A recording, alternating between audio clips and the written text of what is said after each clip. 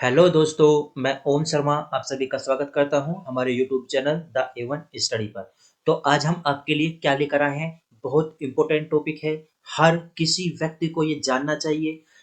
इसमें क्या है, टॉपिक में सबसे बड़ा जमीन माफिया वक्फ बोर्ड। मैं वक्फ बोर्ड का जो पहला टॉपिक है पढ़ा चुका हूँ। वक्फ बोर्ड क्या है, कब आया, इसकी उत्पत्ति कैसे हुई, कौन लेकर आया, इसके काम क्या क्या है, सब मैं बता चुका हूँ। लेकिन आज क्या है, ये माफिया कैसे है। आज हम उन सभी की बात करेंगे जिस पर वक्फ बोर्ड ने दावा किया है। हर उस जमीन पर किस किस पर दावा किया है और कितना खतरनाक है, सब बताएंगे एक एक। अब देखो, इसमें हेडिंग दिया है सबसे बड़ा जमीन माफिया वक्फ बोर्ड। कैसे है जमीन माफिया वक्फ बोर्ड। आप मैं अखबार की कुछ कटिंग लाया हूँ, आप यहाँ पे खुद देखना। ये हिंदी न्यूज की कटिंग है। इसमें क्या बोला गया है, आपकी जमीन पर दावा कर ले तो कोर्ट भी नहीं जा पाएंगे। ये वक्फ बोर्ड क्या है। अब देखो, 13 साल के अंदर वक्फ बोर्ड की प्रॉपर्टी दुगनी कैसे हो गई, वो भी हम बताएंगे। अब इसमें क्या बोला गया, यदि वक्फ बोर्ड ने आपकी जमीन पर दावा कर दिया तो आप कोर्ट नहीं जा सकते। पहली बात, क्योंकि एक कानून के अंदर जब वक्फ बोर्ड को बनाया गया था तो वक्फ बोर्ड को बाकायदा एक पावर दे दी गई थी, ताकत दे दी गई थी कि आपको पूरा अधिकार है कि आप किसी भी जमीन को अपने अंडर में ले सकते हो। अब क्या होगा, जिसकी जमीन ली गई है वो प्रूफ करने का अधिकार उसी का होगा, ना कि वक्फ बोर्ड का होगा। ये बहुत खतरनाक कानून है। इसका मतलब साफ साफ ये हुआ, यदि आपके मकान पर वक्फ बोर्ड ने दावा कर लिया तो प्रूफ आपको करना पड़ेगा कि आपका मकान है, वक्फ बोर्ड को प्रूफ नहीं करना पड़ेगा। अब क्या हुआ, तो अगली हेडिंग क्या दिया गया, देखो ये डीएनए, जो डीएनए न्यूज होती है वहां से संभल कर रहिए। जब चाहे आपकी जमीन छीन सकता है वक्फ बोर्ड। तो वक्फ बोर्ड को ये किसी भी जमीन को कर सकता है। तो माफिया कैसे है हम ये भी बताएंगे, क्योंकि आप लोगों ने देखा होगा कि बहुत सारे शहरों में, बहुत सारे राज्यों में क्या होता है कि एक मजार बना दी जाती है, छोटी छोटी मजार होती है, लेकिन वो धीरे धीरे क्या होती है, बड़ी होती जाती है। और मजार कैसे बना दी जाती है, वहां पे ईंट चिन कर, वहां पे जो ईंटें होती है पकड़ के वहां पे रख दी जाती है, ऊपर से चिनाई कर दी जाती है, बन गई वो मजार। अब वो मजार धीरे धीरे क्या होगी, सबकी नजरों में आएगी, सबकी वो नजरों में आएगी। तो कोई उस पर उस समय कुछ बोल देगा तो ठीक है, यदि वो नहीं बोल पाया तो वो मजार धीरे धीरे बड़ी होती जाएगी। और अब उस मजार, ये जो मजार है उसके आसपास की जो जमीन होगी, अब उस पर भी वक्फ बोर्ड अपना दावा ठोक देगा। और जब वो ठोक देगा, अब वो जमीन जिसकी है उसको प्रूफ करना पड़ जाएगा कि आपकी जमीन है। वक्फ बोर्ड से विनती करनी पड़ जाएगी, आप कोर्ट नहीं जा सकते उस चीज को लेकर। तो अब देखो आगे चलते हैं। ये है छत्तीसगढ़ का। वहां पर एक स्थान था दुर्ग, वहां पर क्या वक्फ बोर्ड ने उस जमीन पर अपना दावा कर दिया। ये उसके कागजात थे, ब्लर है थोड़ा सा। तो ये क्या वहां पर दावा कर दिया, जब वहां पर दावा कर दिया, अब वहां पर वो जो स्थानीय निवासी थे सब परेशान हो गए। वो तो भला हो स्थानीय प्रशासन का, उन्होंने बाकायदा वहां पर जाके वहां जमीन के कागज दिखाए, तब जाके वो जमीन वहां पे छूट पाई। अब क्या हुआ, दुर्ग के बाद ये भी छत्तीसगढ़ में है, वहां पर भी भिलाई जमीन पर क्या कर दिया, वक्फ बोर्ड ने अपना दावा कर दिया। कितनी, 5 एकड़ की जमीन, भलाई की कितनी की, 5 एकड़ की जमीन थी रायपुर में। तो उस पर क्या हो गया, वक्फ बोर्ड ने अपना दावा कर दिया, जिस पर लगभग 800 से ज्यादा आपत्तियां दर्ज कराई गई थी। जब दर्ज कराई गई थी तो वहां पे जो राजस्व न्यायालय है उन्होंने इस बात को निरस्त कर दिया, क्योंकि वहां पर प्रूफ दिखा दिया गया था कि ये जमीन वक्फ बोर्ड की नहीं है। तो यहाँ पर भी दावा किया गया। ये सभी जो दावे हैं सब नाजायज दावे हैं। और ये तो वे दावे हैं जो बहुत अखबारों में आ गई थी, मीडिया में आ गई थी। जो मीडिया में नहीं आ पाई वे कितने होंगे आप खुद सोच सकते हो। अब आगे चलते हैं, और किन बातों पे दावा किया गया था। अब देखो, ये तमिलनाडु में एक गांव है, वहां पे 18 गांवों की जमीन को वक्फ बोर्ड ने दावा कर दिया। अब 18 गांवों की जमीन लगभग कितनी, 389 एकड़ भूमि पर दावा कर दिया।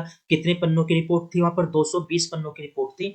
अब वहां पर क्या, गांव वाले लोग क्या हो गए, परेशान हो गए। जब परेशान हो गए तो वहां वे कहाँ पे चले गए, रजिस्ट्रार कार्यालय के चक्कर काटने पड़े।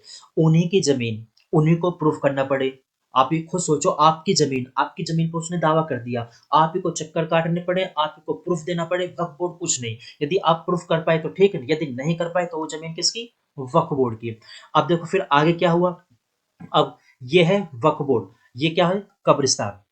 कब्रिस्तान की जो जमीन होती है वो वक्फ बोर्ड को कहाँ से मिलती है, सरकार की तरफ से मिलती है। अभी हाल ही में आपने देखा होगा, जब सपा सरकार थी यूपी के अंदर, तो उन्होंने भी वक्फ बोर्ड को बहुत सारी जमीन दी थी कब्रिस्तान के लिए। कब्रिस्तान पे लगभग कई करोड़ रुपया खर्च किया गया था वक्फ बोर्ड के लिए।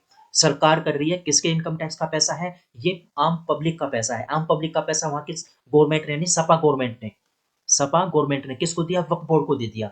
अब वहां पे मरम्मत कराई गई। आज वहाँ पे मरम्मत कराएगी तो वहाँ पे जो मजार मजार बनाई गई थी, वहाँ पे जो कब्रिस्तान है, उसके भी आस-पास की ज़मीन को वक्फ बोर्ड ने क्या कर दिया, दावा कर दिया। अब वहाँ पर दावा कर दिया, वहाँ पे कोर्ट में आप जा नहीं सकते। अब कोर्ट में जा नहीं सकते, अब प्रूफ दिखाओ उसको भई ये ज़मीन तुम्हारी नहीं है। और वहाँ पे सरकार किसकी? उन्हीं की सरकार, क्योंकि सपा सरकार वक्फ बोर्ड का समर्थन करती है। अब वहाँ पे क्या अवैध जो मज़ारें हैं, अवैध मज़ार, नई-नई मस्जिदें की बाढ़ सी लग गई थी उनकी सरकार के अंदर। वो तो भला हो योगी सरकार का बहुत सारी अवैध मज़ारें, बहुत सारी अवैध ज़मीन को वहाँ से खाली कराया गया है। अब आगे चलते हैं। ये है तमिलनाडु का एक गाँव है, त्रिची। वहाँ पर क्या है, एक गाँव था, उस गाँव की जो ज़मीन थी, उस पर वक्फ बोर्ड ने दावा कर दिया। और जब वक्फ बोर्ड ने दावा कर दिया, अब ये बात कैसे पता पड़ी, ये ज़मीन जो गाँव की ज़मीन है, वक्फ बोर्ड ने इसके दावा कर दिया, तो ये बात कब पता पड़ी कि ये ज़मीन वक्फ बोर्ड की है? जब एक आदमी की लड़की की शादी थी, वो क्या शादी के लिए ज़मीन को बेचने के लिए गया, वो ज़मीन नहीं बेच पाया। आज वो जब ज़मीन नहीं बेच पाया, अब वो परेशान हो गया, क्यों नहीं बेच पाया? उसको पता पड़ी ये ज़मीन तो वक्फ बोर्ड की है, आप तो बेच नहीं सकते। अब पूरा गाँव परेशान, सब कन्फ्यूज़ हो गए, ये ज़मीन कैसे हो गई वक्फ बोर्ड की? क्योंकि ये मंदिर तो लगभग 1600 साल पुराना है, वक्फ बोर्ड तो अभी 50, 60, 70 साल ही हुए हैं उसको आए हुए, वक्फ बोर्ड की कैसे हो गई? सब परेशान हो गए। जब सब परेशान हो गए, अब उनको प्रूफ़ दिखाओ इस चीज़ का, अब के ये ज़मीन हमारी है, आपकी नहीं है, वक्फ बोर्ड तो डिफार्म हो गया, कहकर ये बात। अब परेशान कौन हुए? गाँव वाले हुए, यार हमको प्रूफ़ दिखाना पड़ेगा। किसी बंदों के पास प्रूफ़ होगा, किसी के पास नहीं होगा। अब क्या हुआ, जब परेशान हो गए तो वक्फ बोर्ड यहाँ पर क्या खेल खेलता है? यहाँ पर खेल खेलता है, वक़्फ़ का मतलब होता है दान की हुई ज़मीन। तो वक़्फ़ बोर्ड बोलता है हम ये ज़मीन आपको दान दे देंगे, मतलब हमारी ही ज़मीन हम ही को दान देगा। आप खुद सोचो, हमारी ज़मीन हम ही को दान देगा, वो भी कब देगा? यदि आप कन्वर्ट हो जाओ, यानी आप मुस्लिम धर्म अपना लो तो ये ज़मीन आपकी हो जाएगी। अब सोचो धर्मांतरण का कितना बड़ा खेल चल रहा है। मतलब ये जो माफिया है, भू-माफिया है, वक्फ बोर्ड, वो साथ के साथ धर्मांतरण का भी खेल खेल रहा है। कितना खतरनाक कानून है, आप खुद सोच सकते हो। मध्य प्रदेश की एक जनजाति है, उस जनजाति के इलाके पर भी इन्होंने क्या काम कर दिया, अपना दावा ठोक दिया, उनको पता भी नहीं। कोर्ट वे जा नहीं सकते, क्योंकि वे जनजाति हैं, उन्होंने आज तक कोर्ट का मुँह नहीं देखा होगा। अब उनके पास भी यही ऑप्शन धर दिया गया कि भैया धर्मांतरण कर लो, मुस्लिम बन जाओ। मुस्लिम बन जाओगे तो ये ज़मीन आपको दान दे दी जाएगी। ये वक्फ बोर्ड वहाँ पर कितने खतरनाक तरीके से धर्मांतरण करा रहा है। आप खुद सोच सकते हो इस चीज़ को। अब क्या हो गया, अब इस ये जो 1600 वर्ष पुराना गाँव था, इसके लिए भी खूब अर्ज़ी दी गई।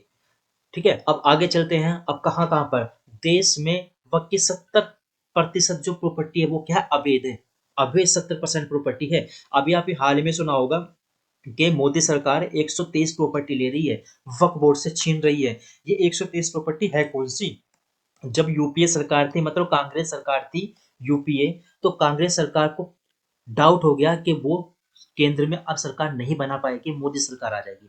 तो उन्होंने आनन-फानन में क्या काम कर दिया, बहुत तेजी के साथ काम किया और दिल्ली की लगभग 123 प्रॉपर्टी को वक्फ बोर्ड के नाम कर दिया। जाते-जाते वक्फ बोर्ड के नाम कर दिया, वक्फ बोर्ड के अंदर आ गई। तो वक्फ बोर्ड के पास इतनी प्रॉपर्टी आ कहाँ से रही है? यहीं से तो आ रही है। कभी कांग्रेस सरकार कर देती है। अभी आपने सुना होगा जो दिल्ली सरकार है, दिल्ली सरकार यानी केजरीवाल की सरकार है, वो भी एक मस्जिद का निर्माण करवा रही है दिल्ली के अंदर, जिसपे गाँव वालों ने, वहाँ के आस-पास के इलाकों वालों ने बहुत आपत्ति दर्ज कराई है। वहाँ पे मौलवियों को क्या पेंशन दी जा रही है। किसकी पेंशन है वो? मौलवियों को पेंशन दी जा रही है। पब्लिक से पैसा लिया जा रहा है, आम टैक्स का पैसा है। मौलवियों को क्या दी जा रही है वहाँ पर? सैलरी दी जा रही है। आप खुद सोच सकते हो। तो ये जो है वक्फ बोर्ड के 123 प्रॉपर्टी को वापस लिया गया मोदी सरकार द्वारा। ठीक है, आगे चलते हैं।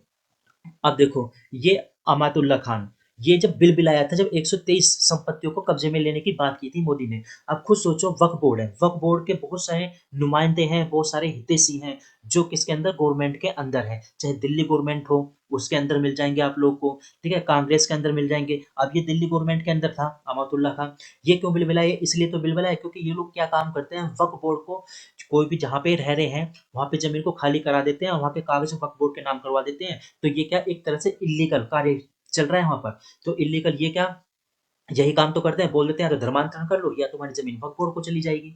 आप ये खुद सोच सकते हो कितना बुरा घपला चल रहा है। और हिंदू क्या बैठे हैं, चुप बैठे रहते हैं इस चीज़ में। अब ये जो कानून था, अवैध कानून था, फिर भी हिंदू मान रहे हैं इस कानून को, हद है बिल्कुल।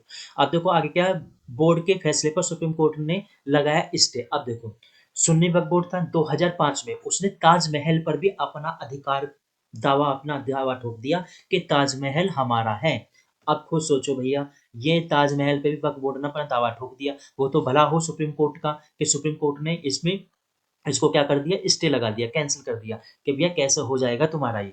सुप्रीम कोर्ट तक को नहीं छोड़ा। सुप्रीम कोर्ट दूर हाई ताजमहल दूर की बात है, आप खुद सोचो उसने अंबानी तक को नहीं छोड़ा।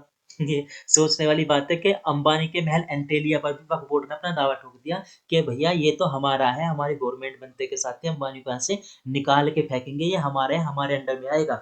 अंबानी ने इतना बड़ा महल खड़ा किया किस चीज के लिए, अपने रहने के लिए, वक्फ बोर्ड ने दावा ठोक दिया हमारा है। और तो और दिल्ली केजरीवाल केजरीवाल सरकार की एक वीडियो भी वायरल हुई थी इस चीज के लिए कि भैया ये जो खुद केजरीवाल ने ये बात बोली थी कि अंबानी को भी निकाल फेंकेंगे, ये जमीन वक्फ बोर्ड को दे दी जाएगी। अब सोचो, अब ये एंटेलिया दूर की बात है, उसने कोर्ट तक को नहीं छोड़ा, हाई कोर्ट पे आ जाओ, हाई कोर्ट की जमीन पर वक्फ बोर्ड ने दावा ठोक दिया। अब वक्फ बोर्ड ने दावा ठोक दिया, हाई कोर्ट परेशान। भैया कोर्ट परेशान हो रहा है तो सोचो आम आदमी की क्या हालत होगी। अब हाई कोर्ट भागा भागा पहुंच गया सुप्रीम कोर्ट के पास कि भैया हमें बचाओ, कि भैया हमें बचाओ, अब हम क्या करें, हमारी जमीन पे वक्फ बोर्ड ने कर दिया, कोर्ट जा नहीं सकते, तुम ही हो माए बाप, तुम बचा लो हमको। अब क्या हुआ, अब ये प्रूफ दिखाता फिर रहा है, कोर्ट खुद प्रूफ दिखाता फिर रहा है कि ये जमीन तुम्हारी नहीं है, हमारी है। सोचो कितना बुरा हाल किया जा रहा है। तो इसीलिए ये कानून बहुत जरूरी है खत्म होना। यदि आपकी जमीन पर भी इसने दावा ठोक दिया ना, कुछ नहीं कर पाओगे आप, क्योंकि आप प्रूफ दिखाओगे, वो प्रूफ नहीं मानेंगे, क्योंकि प्रूफ मनवाने वाले कौन है, उन्हीं के आदमी है। सोचो विपक्ष कुछ नहीं कर पाएगी, क्योंकि वो चाहे सपा सरकार हो, चाहे कांग्रेस सरकार हो, चाहे केजरीवाल सरकार हो, चाहे टीएमसी हो, कोई भी सरकार हो, सब इन्हीं का फेवर करती है। क्योंकि बनाए हुए किसकी है ये, वक्फ बोर्ड उन्हीं का बनाया हुआ है, कांग्रेस का। ठीक है।